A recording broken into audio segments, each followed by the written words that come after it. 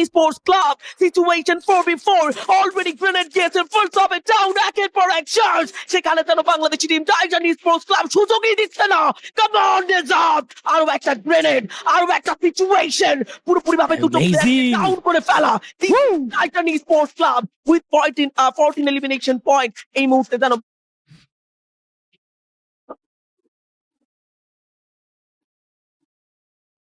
Everyone কেমন আছো তোমরা সবাই? আশা করি তোমরা সবাই অনেক অনেক ভালো রয়েছো। তো তোমাদের মাঝে আরও একটা গেম প্লে নিয়ে চলে আসলাম। সেটা হলো টিম RHK দের গেম প্লে। ও সরি, টিম RHK তো RHK নেই, এটা হয়ে গেছে TEC মানে টাইটান স্পোর্ট ক্লাব।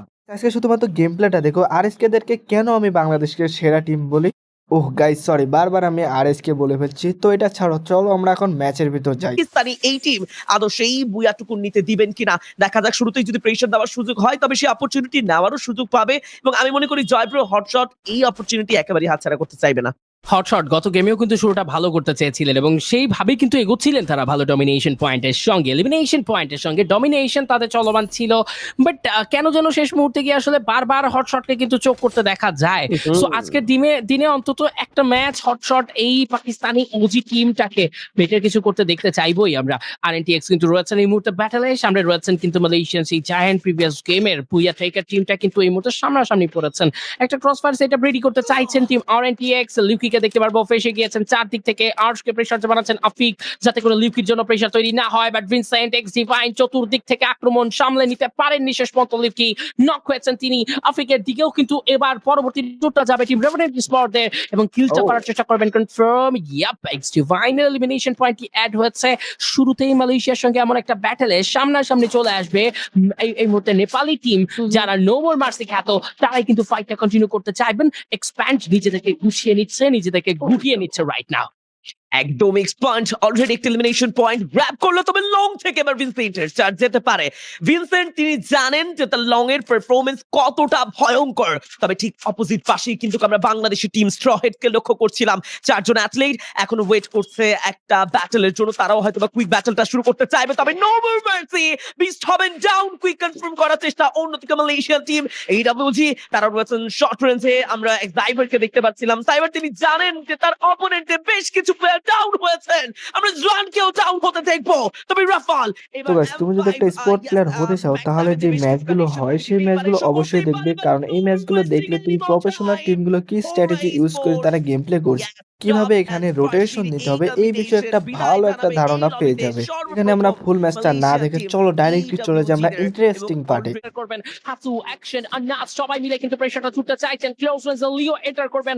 মার্কো ন্যান্সিদেরকে কি থামানো সম্ভব? দূর থেকে অ্যাকশনকে ড্যামেজ দিলেন ব্লেড, একটা তৃতীয় শক্তি। বাংলাদেশের আক্রমণটা কিন্তু এবার লং রেঞ্জ থেকে হচ্ছে। ক্লোজ কম্ব্যাট ব্যাটলে কোনোভাবে বাংলাদেশ আসতে চাইবেন না। লং এ যতটুকু কাজের কাজ করা যায় সেটাই করবেন। হাসুকে ডাউন করা হয়েছে। Tribal from Leo PO.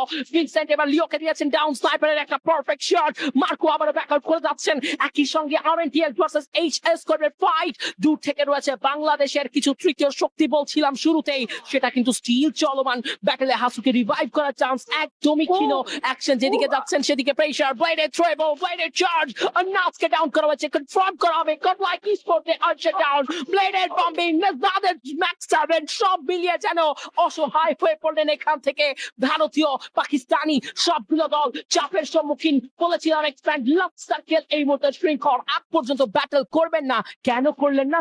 Just আরো একবার ভাবো এবং আমার কথা মিলিয়ে নাও। একেবারে লাস্ট সাইকেল শোডাউন আমরা চলে এসেছি শেষ মুহূর্তে। কারা নিবে বুইয়া?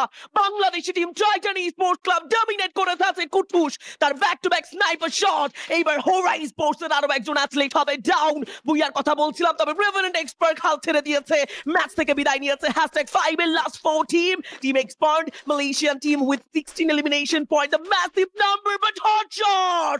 এবার গ্রেনেডে বিদায় নিবেন টিমটি। পাকিস্তানি টিমের বিদায় হলেও এখনো 3টি টিম সার্ভাইভ করছে এই লবিতে।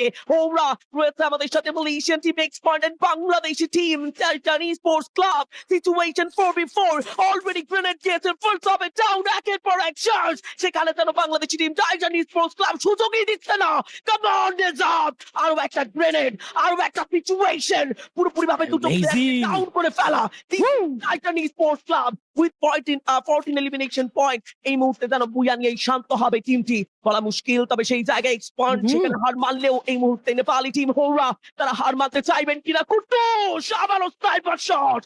সিচুয়েশন জানো পুরোপুরি বাংলাদেশি টিমের হাতেই রয়েছে। হুদু রয়েছেন একেবারে ফ্রন্ট লাইনে, দুজন প্লেয়ারকে অবস্থান করতে দেখছিলাম। সেখানে রয়েছে আমাদের সেই হোরা স্পোর্টস এর অ্যাথলেটরা, যেখানে এক্সপার্ট গুড শেষ গুড। প্লেয়ার নিয়ে সার্ভাইভ করছে। সেখানে বাংলাদেশি টিম টাইটান স্পোর্টস ক্লাবের কাছে রয়েছে একটা বিগ অপরচুনিটি। অলরেডি থ্রো বল দিয়েছে, wow, অনেক grenade. ড্যামেজ সেটা ফেস করতে পারে। ব্লেড দিয়েছে শর্ট রেঞ্জে, চার্জ করার ট্রাই করছেন ব্লেড। কাম অন, সাভেজকে ডাউন দেওয়ার সুযোগ আছে।